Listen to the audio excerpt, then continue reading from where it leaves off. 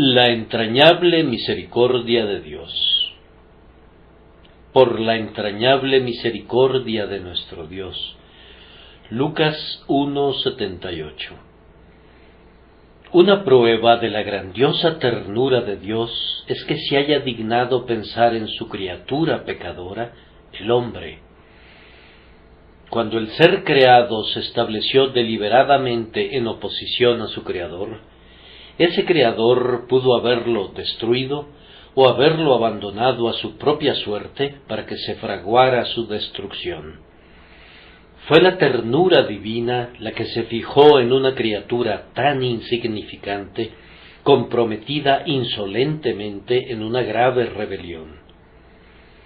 Fue también la infinita ternura la que había considerado tan cuidadosamente al hombre, mucho tiempo antes de todo eso, que elaboró un plan para que el hombre caído pudiera ser restaurado. Había sido una maravilla de la misericordia que la sabiduría infalible se uniera con el poder todopoderoso para preparar un método mediante el cual el hombre rebelde pudiera ser reconciliado con su Hacedor. Fue el máximo grado posible de ternura que Dios entregara a su propio Hijo, a su unigénito, para que derramara su sangre y muriera para completar la grandiosa obra de nuestra redención.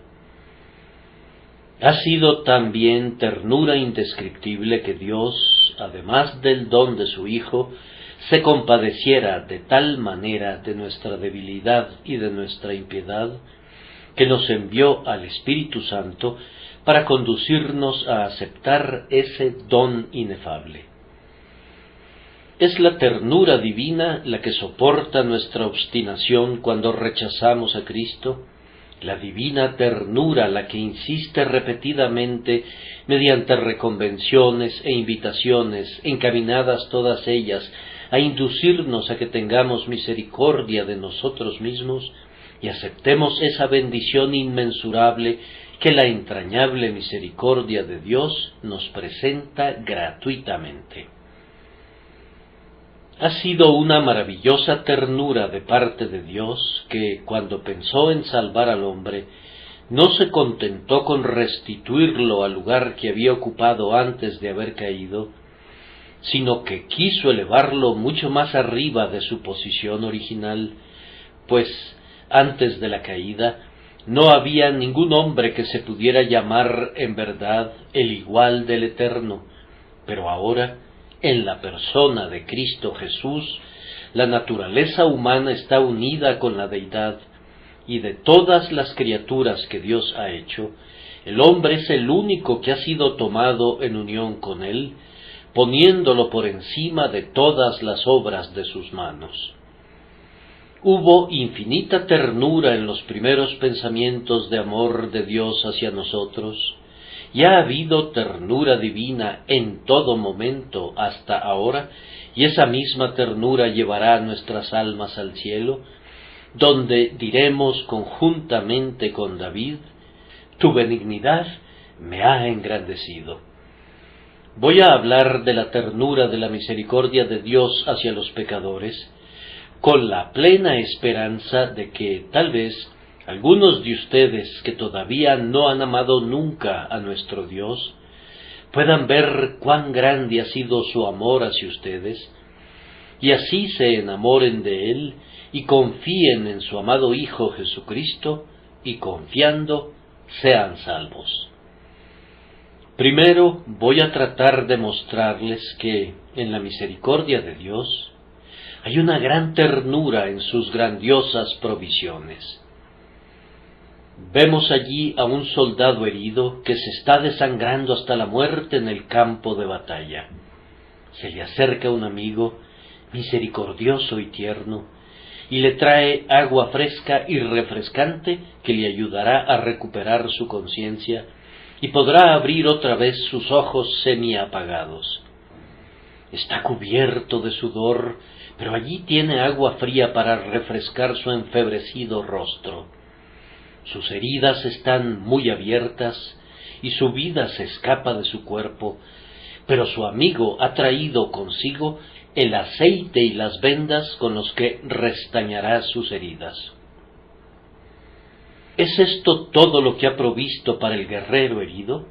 No, pues allí vemos una camilla llevada por hombres que caminan con sumo cuidado para evitar que el pobre inválido sea sacudido. ¿A dónde lo van a llevar? El hospital está preparado.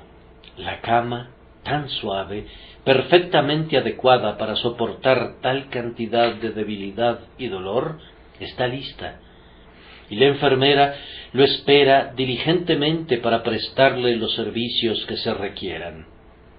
El hombre muy pronto duerme un sueño que lo restaurará, y cuando abre sus ojos, ¿qué es lo que ve?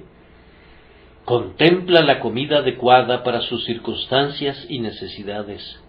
Cerca de él se ha colocado un ramo de flores, para que con su belleza y fragancia le sirva de aliento y lo alegre, y un amigo se acerca con suaves pisadas, y le pregunta si tiene una esposa, o una madre, o algún amigo a quien se les pueda escribir una carta. Antes de pensar en lo que necesita, ya lo tiene allí, a su lado, y casi antes de que pueda expresar un deseo, le es concedido. Este es un ejemplo de la ternura del compañerismo humano, pero infinitamente mayor es la ternura de Dios hacia los pecadores culpables. Él ha pensado en todo lo que un pecador necesita y ha provisto en abundancia todo lo que el alma culpable requiere para conducirla a salvo al propio cielo. Para cada caso individual, Dios, en el pacto de su gracia, ha preparado una cosa buena diferente. Para grandes pecadores, cuyas iniquidades son muchas y graves, hay palabras llenas de gracia como estas: si vuestros pecados fueren como la grana, como la nieve serán emblanquecidos. Si fueren rojos como el carmesí, vendrán a ser como blanca lana. Si el hombre no ha caído en las grandes profundidades del pecado deliberado, el Señor le dice, como el Salvador de corazón misericordioso le dijo a uno que estaba en esa condición: una cosa te falta, y la gracia de Dios está preparada para suministrar esa cosa precisa. Hay tantas cosas en la palabra de Dios para alentar la necesidad de venir a Cristo, como las hay para invitar al hombre inmoral a que abandone sus pecados y acepte la entrañable misericordia de nuestro Dios. Si hay niños o jóvenes que deseen encontrar al Señor, esta promesa es especial para ellos. Me hallan los que temprano me buscan. Sí, inclusive para los pequeñitos hay tiernas palabras como estas: dejad a los niños venir a mí, y no se lo impidáis, porque de los tales es el reino de los cielos. Luego, si el pecador es un anciano, se les recuerda que algunos fueron enviados a trabajar en la viña, aún en la hora 11, y si ya se estuviera muriendo, hay aliento para él en la narración del ladrón moribundo que confió en el Salvador agonizante, quien, al cerrar sus ojos en la tierra, los abrió con Cristo en el paraíso. Así que repito que en el pacto de su gracia, Dios ha respondido al caso peculiar de cada pecador que realmente desea ser salvado. Si estás muy triste y deprimido, decaído y a punto de desmayar, hay promesas y declaraciones divinas que se adecúan exactamente a tu caso. He aquí algunas de ellas. Él sana a los quebrantados de corazón y venda sus heridas. Se complace Jehová en los que le temen y en los que esperan en su misericordia. No quebrará la caña cascada, ni apagará el pábilo que humeare. Todo parece estar establecido con el propósito de que, independientemente de la condición en la que pueda haber caído un hombre por el terrible mal del pecado, Dios venga a él no con rudeza, sino con la mayor ternura para darle precisamente lo que necesita. Yo me gozo de poder decir que todo lo que el pecador necesita entre el tiempo y la eternidad es suministrado por el Evangelio de Cristo. Todo lo necesario para el perdón, para la nueva naturaleza, para la preservación, para el perfeccionamiento y para la glorificación está atesorado en Cristo Jesús, en quien agradó al Padre que habitase toda plenitud. Entonces, antes de proseguir, bendigamos la tierna consideración de Dios que, previendo lo graves que serían nuestros pecados y nuestras aflicciones, nuestras necesidades y nuestras debilidades, ha dispuesto para nuestras grandes necesidades una provisión ilimitada de gracia y misericordia. Pero, en segundo lugar, la ternura de Dios es vista en los métodos que Él utiliza para traer a los pecadores. Las antiguas prácticas de cirugía podrían haber sido útiles en su tiempo, pero en verdad no eran nada tiernas. A bordo de un buque de guerra, después de entrar en acción, ¿qué métodos tan ásperos eran adoptados por quienes intentaban salvar las vidas de los heridos? Algunos de los remedios que leemos en los antiguos manuales de medicina deben de haber sido mucho más terribles que las propias enfermedades que pretendían curar, y yo no dudo de que muchos de los pacientes murieran precisamente por el uso de esos ásperos remedios. Pero el método de Dios de mostrar misericordia al hombre es siempre divinamente tierno. Es siempre poderoso, pero, aunque es masculino en su fuerza, es femenino en su ternura. Mi querido oyente, considera entonces que Dios te ha enviado el Evangelio, pero ¿cómo te lo ha enviado? Lo pudo haber enviado por medio de un ángel.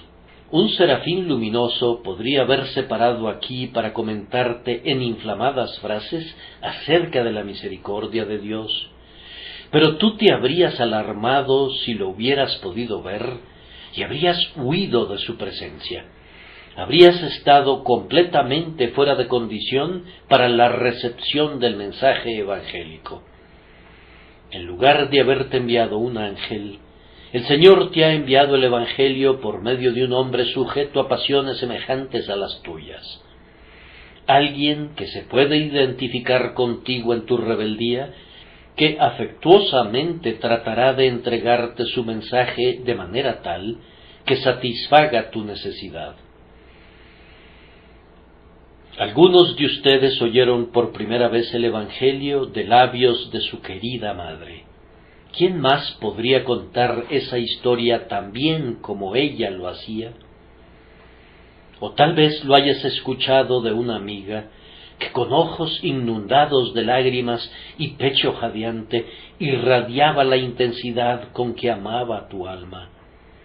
Da gracias que Dios no haya proclamado el Evangelio desde el Sinaí en medio de truenos, con sonido de bocina fortísimo y prolongado, haciéndote recordar la pavorosa convocación del último día tremendo, sino que el bendito mensaje de salvación, cree y vivirás, llegará a ti brotando de la lengua de algún compañero en tonos enternecedores que imploran ser bien recibidos.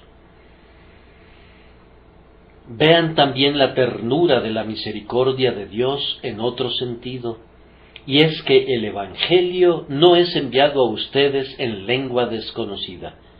No tienen que ir a la escuela para aprender griego, o hebreo, o latín, para poder leer acerca del camino de salvación. Es enviado a ustedes en su sencilla lengua materna.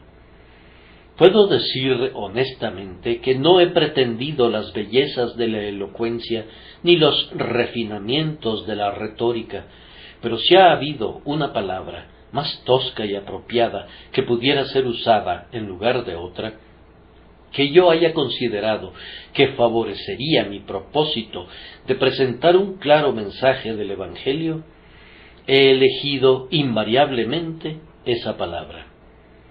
Aunque pudiera haber hablado de otra manera si así me lo hubiera propuesto, he decidido que lo correcto y lo mejor es, como lo hizo el apóstol Pablo, usar de mucha franqueza para que nadie que me escuche pueda decir honestamente: no pude entender el plan de salvación como fue explicado por mi ministro.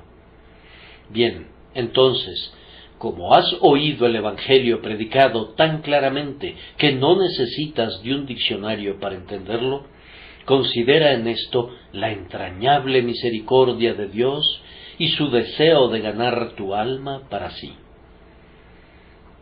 Recuerden también que el Evangelio llega a los hombres no solamente por medio de la vía más adecuada de ministerio y en el más simple estilo de lenguaje, sino que también viene a los hombres tal como son.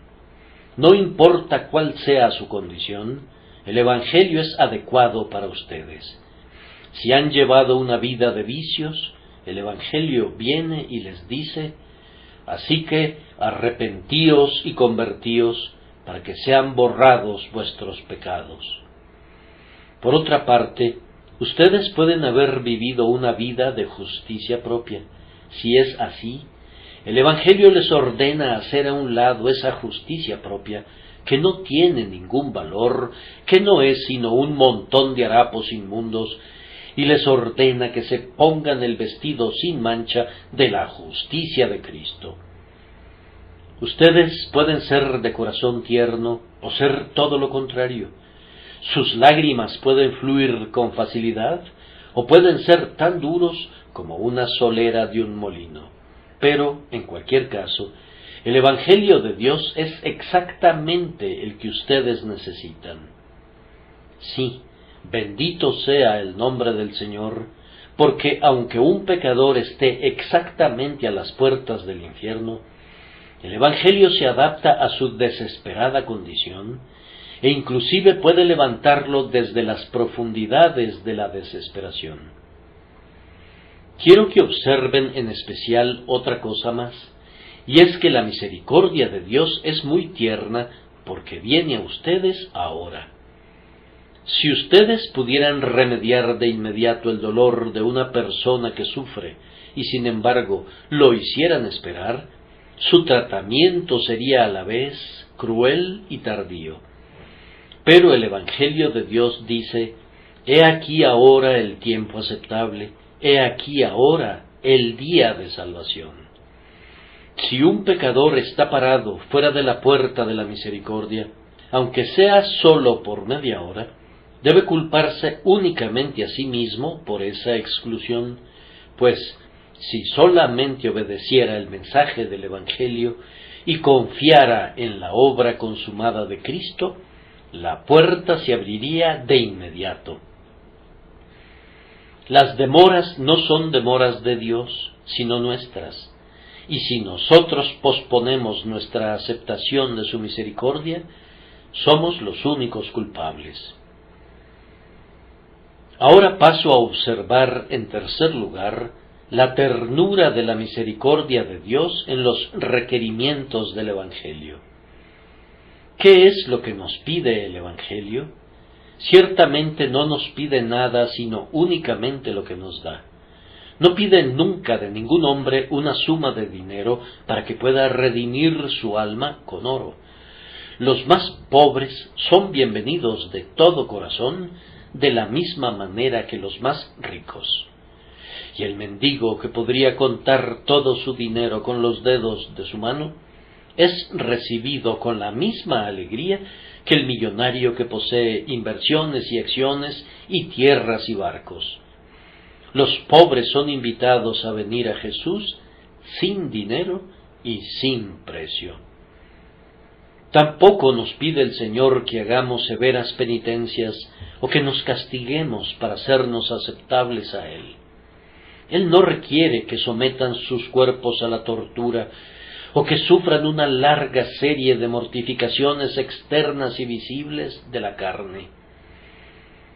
Ustedes pueden confiar en Cristo estando sentados aquí, en su banca de la iglesia, y si así lo hacen, serán perdonados y aceptados de inmediato. No se pide profundidad de conocimientos como una condición de salvación. Para ser cristiano, uno no necesita ser un filósofo. Te reconoces como un pecador, culpable, perdido, condenado, y reconoces que Cristo es un Salvador. Confías en que Cristo es tu Salvador. Entonces eres salvo, sin importar cuán ignorante puedas ser acerca de otros asuntos. Tampoco se pide una grandiosa medida de depresión espiritual como requisito para venir a Cristo. Yo sé que algunos predicadores enseñan que no debes venir a Cristo hasta que no hayas ido primero con el diablo. Quiero decir que no debes creer que Cristo puede y quiere salvarte hasta tanto no hayas llegado, por decirlo así, hasta las meras puertas del infierno en terror de conciencia y horrorosa depresión de espíritu. Jesucristo no les pide nada parecido a eso. Pero si ustedes verdaderamente se arrepienten y abandonan sus pecados, renuncian a los males que los están destruyendo y ponen su confianza en las aflicciones y en los dolores que Él soportó en la cruz, ustedes son salvos. El Evangelio ni siquiera les exige una gran cantidad de fe. Para ser salvos, no se requiere la fe de Abraham, ni la fe de Pablo, ni de Pedro. Se requiere una fe igualmente preciosa, una fe similar en sustancia y en esencia, pero no en grado. Con solo que Él te deje tocar el borde de su manto, quedarás sano. Aunque tu mirada sea una pobre contemplación tan temblorosa que tengas la impresión que escasamente lo has visto, sin embargo, esa mirada será el medio de salvación para ti. Si tan solo puedes creer, todas las cosas son posibles para el que cree, y aunque tu fe sea solo como un grano de mostaza, asegurará tu entrada al cielo. ¡Cuán precioso Salvador es Cristo! Si tú tienes una sincera confianza en Él, aunque sea débil y lánguida, serás aceptado. Si de corazón le puedes decir a Cristo, Señor, acuérdate de mí cuando vengas en tu reino, pronto tendrás su confirmación llena de gracia. De cierto te digo que estarás conmigo en el paraíso. No te engañes a ti mismo con la idea de que tienes que hacer mucho y sentir mucho para poder estar preparado para venir a Cristo. Toda esa aptitud no es sino ineptitud. Todo lo que debes hacer para estar listo para que Cristo te salve es hacerte más inepto. La condición adecuada para lavarse es estar sucio. La condición adecuada para recibir ayuda es ser pobre y necesitado. La condición adecuada para ser sanado es estar enfermo. Y la condición adecuada para ser perdonado es ser un pecador. Si tú eres un pecador, y yo te aseguro que lo eres, contamos con la inspirada declaración apostólica, palabra fiel y digna de ser recibida por todos, que Cristo Jesús vino al mundo para salvar a los pecadores. Y podemos agregar a esa declaración las propias palabras de nuestro Señor: el que en Él cree no es condenado, el que creyere y fuere bautizado será salvo. Oh, que el Señor les conceda a todos ustedes la gracia de recibir este Evangelio inmerecido, cuyos requerimientos son tan entrañable y misericordiosamente llevados hasta su condición de abatimiento. El cuarto punto que ilustra la entrañable misericordia es este: hay gran ternura en todos los argumentos del Evangelio. ¿Qué les dice el Evangelio a los hombres? Les habla, primero que nada, acerca del amor del Padre. Nunca podrán olvidar, si la han leído alguna vez, la historia del hijo pródigo que desperdició sus bienes viviendo perdidamente. Ustedes recordarán lo que dijo cuando estaba alimentando a los cerdos: me levantaré e iré a mi Padre. Ese fue un toque divino y manifestó la mano maestra del Salvador cuando insertó ese comentario y también cuando agregó esta conmovedora descripción. Y cuando aún estaba lejos, lo vio su Padre y fue movido a misericordia y corrió y se echó sobre su cuello y le besó. Pecador, esa es la manera en la que Dios sale a tu encuentro. Si quieres encontrarlo, Él conoce ese vibrante deseo y ese tembloroso anhelo que hay en ti, y saldrá y correrá más de la mitad del camino para encontrarte. Sí, es porque Él recorre todo el camino que tú puedes avanzar en algún tramo de ese camino. ¿De qué otra cosa les habla el Evangelio a los hombres? Bien, les habla del grandioso amor del pastor. Él perdió una oveja de su rebaño y dejó a las 99 en el desierto mientras fue en busca de la que se había perdido, y cuando la hubo encontrado, la puso sobre sus hombros gozándose, y cuando llegó a casa, reunió a sus amigos y vecinos, diciéndoles: gozaos conmigo, porque he encontrado mi oveja que se había perdido. Esa oveja perdida es el tipo de un pecador inconverso, y ese pastor es el Salvador sangrante que vino a buscar y salvar lo que se había perdido. ¿Acaso no deberían convencerlos estos argumentos? Cuando el Evangelio busca ganar el corazón de un pecador, su argumento dominante brota del corazón, de la sangre, de las heridas y de la muerte del Dios encarnado, Jesucristo, el Salvador compasivo. Los truenos del Sinaí podrían alejarte de Dios, pero los gemidos del Calvario deberían acercarte a Él. La entrañable misericordia de Dios apela inclusive al propio interés del hombre, diciéndole: ¿por qué habrías de morir? Tus pecados te matarán, ¿por qué te aferras a ellos? Le dice: las penas del infierno son terribles, y únicamente las menciona en amor para que el pecador no tenga que experimentarlas nunca, sino que más bien escape de ellas. La misericordia también agrega: la gracia de Dios es sin límites para que tu pecado pueda ser perdonado. El cielo de Dios es ancho y largo, así que allí hay lugar para ti.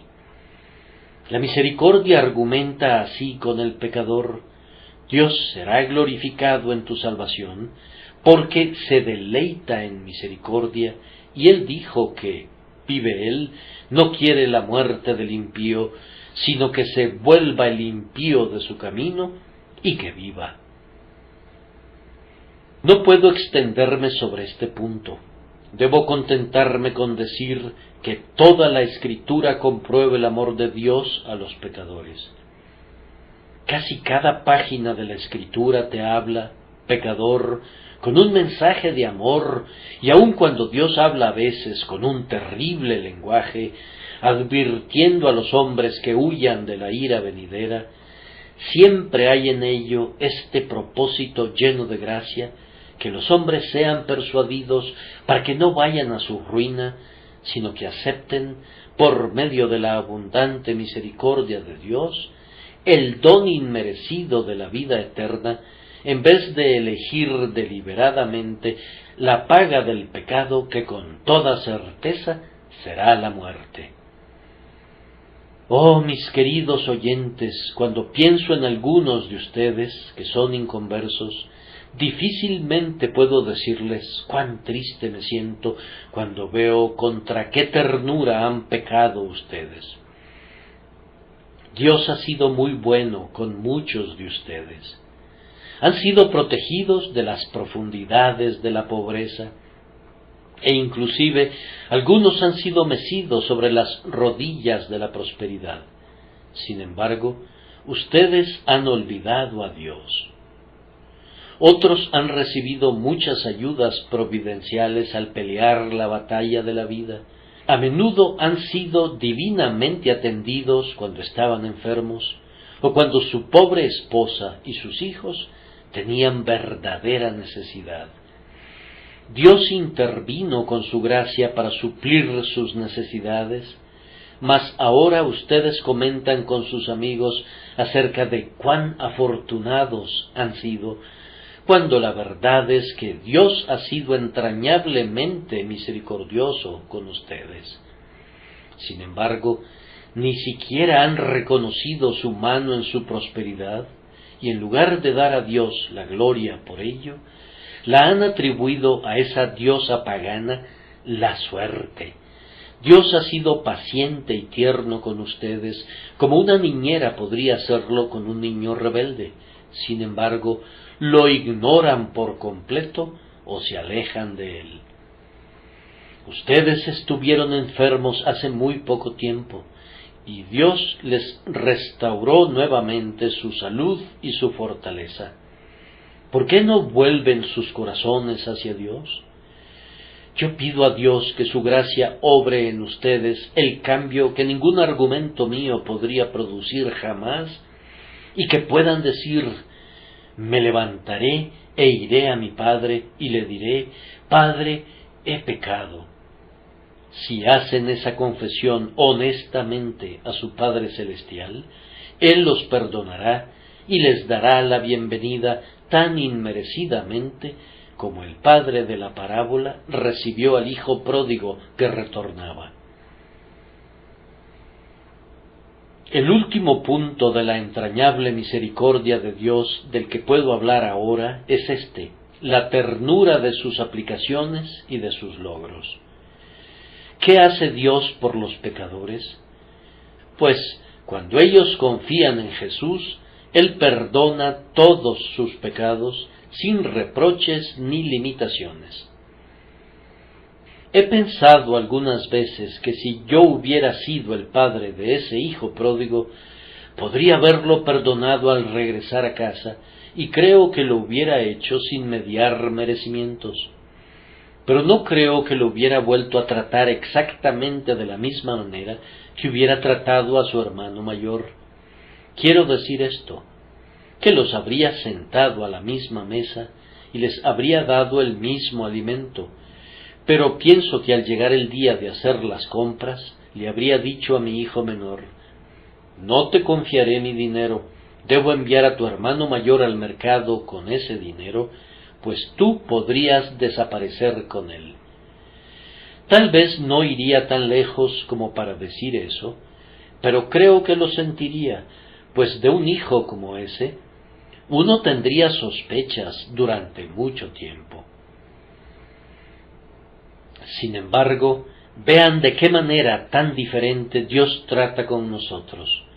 A pesar de que algunos hemos sido grandes pecadores y Él nos ha perdonado, nos confía el Evangelio y nos ordena que vayamos y lo prediquemos a nuestros compañeros pecadores.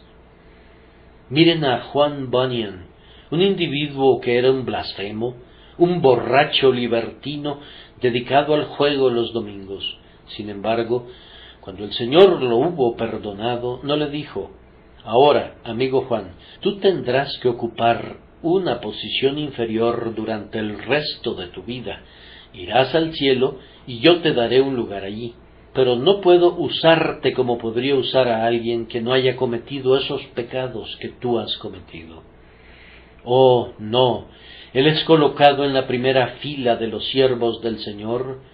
Le fue dada la pluma de un ángel para que pudiera escribir el progreso del peregrino, y se le concedió el alto honor de permanecer en prisión durante casi 13 años por causa de la verdad, y entre todos los santos escasamente hay uno que sea más grande que Juan Bunyan.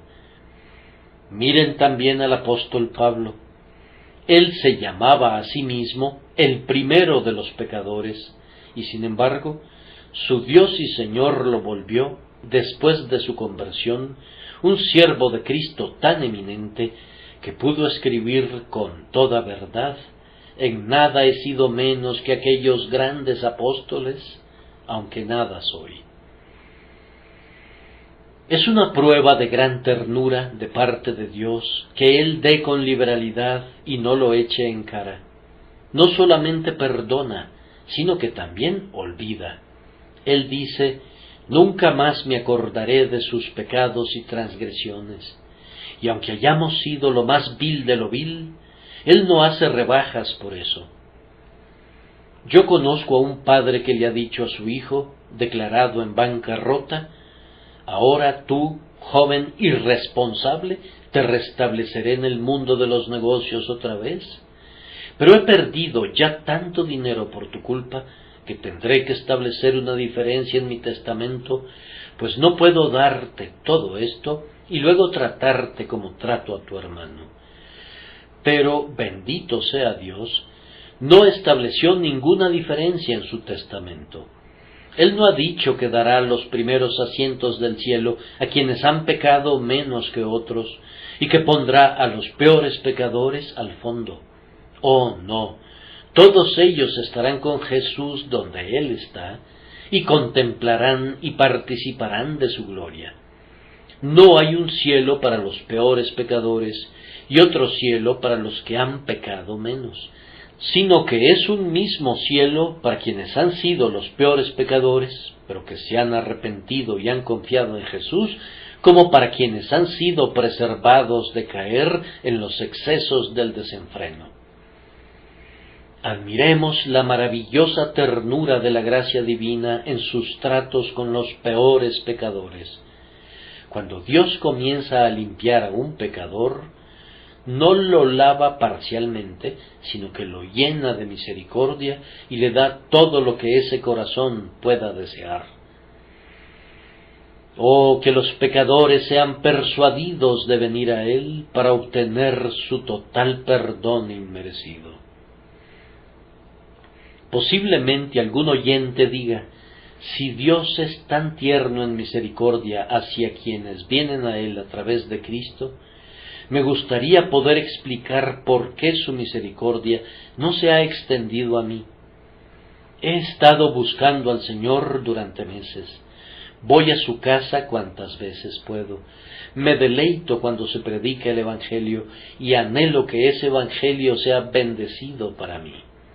He estado leyendo las Escrituras y he estado investigando para encontrar promesas preciosas que se apliquen a mi caso, pero no puedo encontrarlas. He estado orando durante mucho tiempo, pero mis oraciones permanecen todavía sin ninguna respuesta. No puedo obtener la paz. Quisiera encontrarla. He estado tratando de creer, pero no puedo hacerlo. Bien, amigo mío, déjame contarte una historia que escuché el otro día. No puedo garantizar que sea verdadera, pero en este momento me servirá de ejemplo. Se trata de dos marineros borrachos que querían atravesar un estrecho estero escocés. Se subieron a un bote y comenzaron a remar, completamente borrachos, pero no podían avanzar. La otra orilla no se encontraba lejos, de tal forma que debían alcanzarla en 15 minutos, pero ya había pasado 1 hora y no llegaban, y ni siquiera lo hicieron en varias horas. Uno de ellos dijo: yo creo que el bote está embrujado. El otro comentó que él creía que los embrujados eran ellos, y yo supongo que en efecto lo estaban por todo el licor que habían ingerido. Al fin apareció la luz de la mañana, y uno de ellos, que había recuperado la sobriedad para ese momento, miró por sobre un costado del bote y le gritó a su amigo: «¡Caramba, Sandy! Nunca levaste el ancla». Ellos habían estado remando durante toda la noche, pero no habían levado el ancla. Ustedes se ríen por su insensatez, y no lamento que lo hagan, pues ahora pueden captar el significado de lo que estoy diciendo. Hay muchas personas que, por decirlo así, están remando con sus oraciones y con su lectura de la Biblia y con su asistencia a la capilla y con sus intentos de creer. Pero, como esos marineros borrachos, no han levado el ancla, es decir, están aferrados ya sea a su supuesta justicia propia o se están colgando de algún viejo pecado que no pueden renunciar. Ah, mi querido amigo, debes levar el ancla que te liga a tus pecados o a tu justicia propia. El ancla, todavía hundida en el fondo y fuera de tu vista, es la única responsable de todo tu trabajo perdido y de tu ansiedad infructuosa. Levanta el ancla y pronto habrá una solución feliz para todos tus problemas, y encontrarás que Dios está lleno de entrañable misericordia y abundante gracia, inclusive para ti. Que así sea por nuestro Señor Jesucristo. Amén.